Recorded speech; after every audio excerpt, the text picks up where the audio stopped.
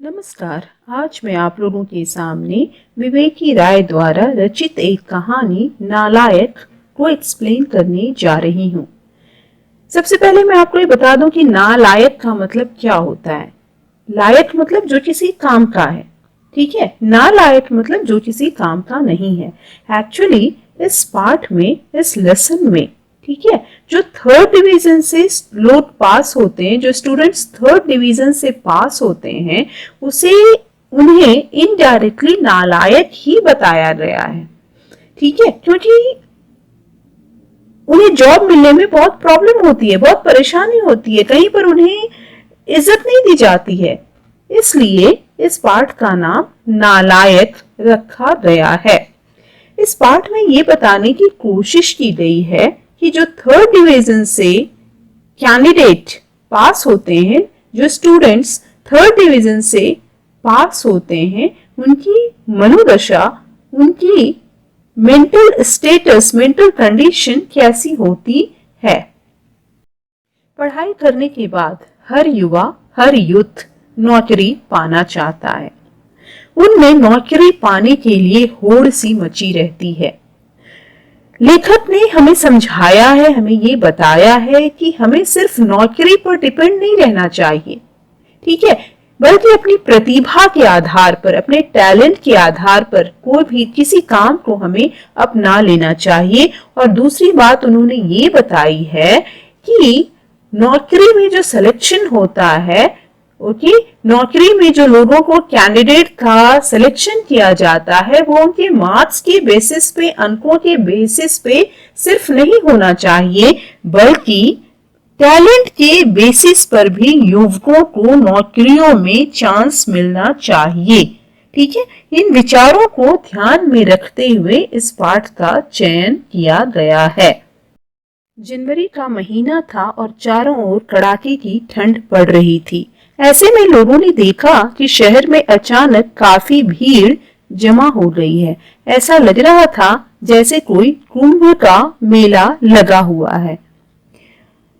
बाद में पता चला कि आज जिला परिषद में प्राइमरी स्कूलों के लिए अनट्रेंड अध्यापकों का चुनाव किया जाना है। टोटल 300 अध्यापक यानी 300 टीचर्स चुने जाएंगे। 300 टीचर्स को चुना जाना है, लेकिन टोटल कितने कैंडिडेट आए हैं? टोटल 10,000 कैंडिडेट वहां पर आए हुए हैं और पर कैंडिडेट के साथ 5 से 6 एक्स्ट्रा लोग और भी आए हैं। आप समझ सकते हैं। मैं फिर से एक बार रिपीट कर रही हूँ। टोटल 300 टीचर्स को चुना जाना है और 300 टीचर्स की वैकेंसी के लिए टोटल 10,000 कैंडिडेट वहां पर जमा है। 10,000 कैंडिडेट आए हुए हैं, आप समझ सकते हैं। और पर कैंडिडेट के साथ 5 से 6 एक्स्ट्रा लोग और भी आए हैं, उनकी पैरवी करने के लिए, उनकी सिफारिश करने के लिए। सचमुच पूरी तरह से ऐसा लग रहा था जैसे एक मेला लगा हुआ है। तभी क्या होता है कि एक कैंडिडेट लेखक के पास आता है, उसके साथ 4-5 लोग और भी रहते हैं जो उस कैंडिडेट की पैरवी करने के लिए लेखक के सामने आते हैं। लेखक उनके सामने ऐसे रिएक्ट करता है जैसे लेखक ही चेयरमैन साहब हैं। उन लोगों ने ये सोचा कि सामने में चेयरमैन साहब बैठे हुए हैं। लेखक उनसे पूछता है, आपका उम्मीदवार किस डिवीजन से पास है? लोगों ने कहा थर्ड डिवीजन से पास है। तब लेखक ने कहा थर्ड डिवीजन हाई स्कूल पास है क्या? क्या वो स्वतंत्रता सेनानी का कोई आश्रित है? क्या वो सीमा पर तैनात किसी सोल्जर का बेटा है? लोगों ने कहा नहीं, ऐसा तो कुछ भी नहीं है। तब कैसे चले आए हैं इसे लेकर? लेखक ने कहा थर्ड डिविजनरों के लिए इस दुनिया में कोई जगह नहीं है।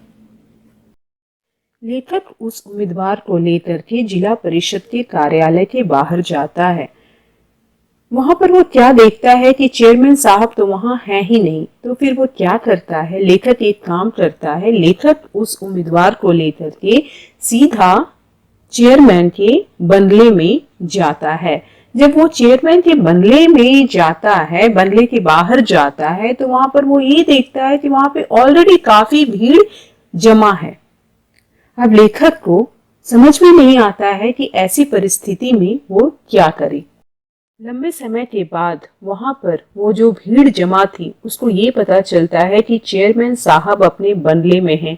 ऐसे में लोगों में अचानक से चेयरमैन से मिलने के लिए एकदम एक होड़ सी मच गई। सब लोग ये चाह रहा था कि हम चेयरमैन से पहले मिले, हम चेयरमैन से पहले मिले।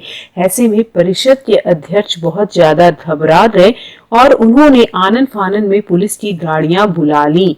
ठीक है, परिषद के अध्यक्ष चूंकि बहुत ज्यादा घबरा गए थे, इसलिए उन्होंने आनन फानन में पुलिस की गाड़ियां बुला ली और पुलिस वालों ने इस बात की घोषणा कर दी कि जो ये शिक्षकों का, जो अध्यापकों का जो चुनाव होना है, उसमें थर्ड डिविजनर्स को का सिलेक्शन नहीं किया जाएगा। थर्ड डिविजनर्स जो है उनको नहीं चुना जाएगा। क्योंकि अब ये बात बता दिया जाता है कि थर्ड डिविजनर्स को नहीं लिया जाएगा, तो जिला परिषद के बाहर जो थर्ड डिविजनर्स के लोग जमा थे वो वहां से वापस जाने लगे। तभी लेखक क्या देखता है कि उसके साथ जो उम्मीदवार आया था थर्ड डिवीजन वाला, वो दौड़ता दौड़ता आता है और कहता है कि ऐसा कैसे हो सकता है, ये लोग कह रहे हैं कि थर्ड डिविजनर्स को नहीं लिया जाएगा, इसमें हमारी क्या गलती है। फर्स्ट और सेकंड डिवीजन वालों ने कौन सी तीर मार ली है, हम उनके खिलाफ आंदोलन करेंगे। ठीक है, हम उनके खिलाफ आंदोलन करेंगे। हम ये बर्दाश्त बिल्कुल नहीं करेंगे कि वो हमें, मतलब कि शिक्षकों का जो सिलेक्शन हो रहा है, जो चुनाव हो रहा है, उसमें हमें नहीं लिया जाएगा। और साथ में जो और भी लोग वहां पे जमा थे वो चिल्लाने लगते हैं कि थर्ड डिविजनर्स जिंदाबाद, थर्ड डिविजनर्स जिंदाबाद, इस बात के वो नारे लगाने लगते हैं। अब आगे देखिए क्या होता है। चेयरमैन के घर से करीब 1.5 मील दूर नदी के किनारे सारे थर्ड डिविजनर्स वाले जमा होते हैं, सारे थर्ड डिविजनर्स के उम्मीदवार जमा होते हैं। ठीक है, अब वहां पर बहुत सारी बातें बोली जाती हैं, बहुत सारी बातें वो आपस में करते हैं और बोलते हैं। उन्होंने एक प्रस्ताव पारित किया, करो या मरो का। या तो हमें अपना अधिकार पाना है या तो अधिकार के लिए लड़ाई करते करते मर जाना है। उन्होंने एक बात और कहा कि चूंकि हम सरकारी स्कूलों से पढ़कर आए हैं, हमने फीस दी, हमने स्कूल में समय बताया, हमने परीक्षा दी। परीक्षा में यदि हमारा थर्ड डिवीजन आया है तो इसमें हमारा कोई दोष नहीं है, इसमें सरकार का दोष है, स्कूल का दोष है, स्कूल के अधिकारियों का दोष है। हम उनसे पूछना चाहते हैं कि आखिर हमारा थर्ड डिवीजन क्यों आया है, हमारा जो नुकसान हुआ है उसका जिम्मेदार कौन है। हम लोग उक्त संस्थानों और लोगों पर मुकदमा कायम करेंगे और उनसे हर्जाना लेंगे। हम लोग फर्स्ट क्लास के आदमी हैं। हम लोगों को जिन्होंने थर्ड क्लास का बना दिया है ना, वे अपराधी हैं, वे चोर हैं। वे लोग आज उल्टा चोर कोतवाल को डांटे की कहावत चरितार्थ कह रहे हैं। उल्टा चोर कोतवाल को डांटे कहने का मतलब है कि गलती तो स्कूल की है, सरकार की है, और उसका और पनिशमेंट और सजा हमें मिल रही है। हम इस बात को कतई बर्दाश्त नहीं करेंगे। हम लोगों को नौकरी के लिए नाक रगड़नी पड़ती है, यानी हमें बहुत परेशानियों का सामना करना पड़ता है। 2-4 लोगों का खर्चा वर्चा देकर हम साथ लाते हैं, इस पर हमें इस तरह से दुत्कारा जाता है, हमें इंसल्ट किया जाता है, हमें इग्नोर किया जाता है, हमें बेइज्जत किया जाता है। यह खिलवाड़ नहीं, प्रजातंत्र है। वोट का युद्ध है तो हो जाए वोटिंग, देखें किसकी संख्या अधिक है। संख्या बल पर निरक्षर यानी इलिटरेट पर्सन यदि एमएलए यानी मेंबर ऑफ लेजिस्लेटिव असेंबली का हो सकता है, तो क्या हम थर्ड डिविजनर्स को जॉब नहीं मिल सकती है। भाइयों, यदि वोटिंग के बलबूते पर निरक्षर आदमी यानी इलिटरेट आदमी या बहुत ही कम पढ़ा लिखा आदमी राजनीति में जा सकता है, तो हमारा चुनाव शिक्षक पद के लिए क्यों नहीं हो सकता है। लेखक को चूंकि विद्यालय जाना था यानी स्कूल जाना था, इसलिए वो वहां से चला जाता है, लेकिन रास्ते में वो एक चीज देखता है, एक एक दृश्य देखता है जिसमें सारे थर्ड डिविजनर्स वाले उम्मीदवार यानी कैंडिडेट इस बात के नारे लगा रहे थे कि यदि हम थर्ड डिवीजन से पास हैं तो इसमें हमारी क्या गलती है।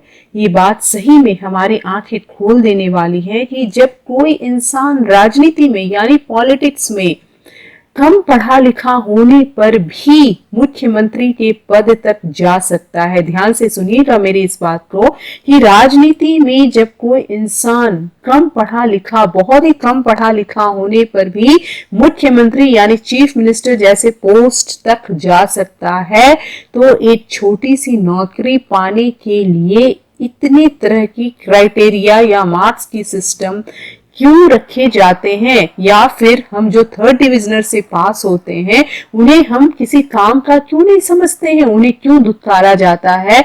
लेखक ने ये जो सवाल उठाए हैं ये सबकी आंखें खोल देने के लिए काफी है।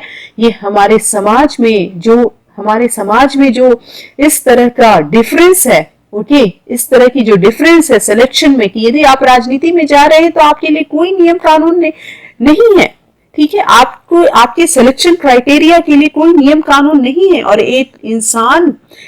और यदि आम इंसान कॉमन पर्सन यदि नौकरी पाने के लिए जाता है तो उसको हजार तरह की बातें बोली जाती हैं कि आपका मार्क्स इतना होना चाहिए, आपको फर्स्ट डिवीजन से पास होना चाहिए, बहुत सारी शर्तें उसके ऊपर रखी जाती हैं। तो ये समाज का आंख खोल देने के लिए लेखक ने ये सारे दृश्य प्रस्तुत किए हैं और ये बात बिल्कुल सही है। ठीक है, हमारे समाज में आज ऐसा ही है। आशा करती हूं कि आपको मेरा ये एक्सप्लेनेशन समझ में आ गया होगा। यदि आपको एक्सप्लेनेशन समझ में आ गया है तो मेरे चैनल को जरूर से सब्सक्राइब कर लीजिए, नोटिफिकेशन बेल को दबाना बिल्कुल मत भूलिए। अपने दोस्तों के साथ, अपने क्लासमेट के साथ इसे जरूर शेयर कीजिए। अपने सुझाव, अपने कमेंट्स मुझे जरूर बताइए, जो मेरे लिए, आपके लिए, दोनों के लिए बहुत ही ज्यादा महत्वपूर्ण। धन्यवाद।